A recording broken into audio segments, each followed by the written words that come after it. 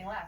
But what about the issue of Gaza? What about what they call the occupation of Gaza?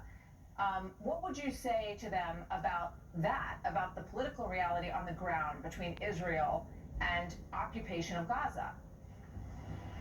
So, first of all, there is no occupation of Gaza. Israel voluntarily pulled out all of its troops and handed it over. In 2005, and they elected correct? Hamas in 2005, and they elected Hamas. Second of all, they say ceasefire. There was a ceasefire on October 6th. Yes.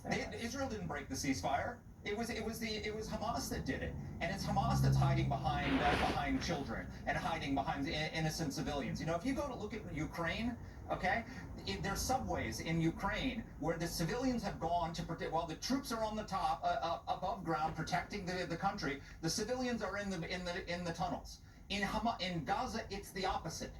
The Hamas is in the tunnels, and they force the civilians up on the top to face the bombs because they're using them as human shields. These people are monsters. They need to be. There's never going to be peace or any kind of long-term solution so long as Hamas is allowed to exist. If you want peace, if you claim you want a Palestinian state, but they don't want a Palestinian state, they want all of it. That's what they chant. They say, we don't want free Gaza. We want all of it. We want all of it.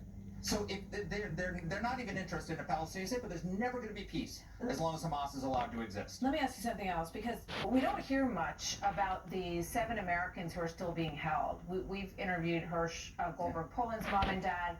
They saw a video of him recently. We now saw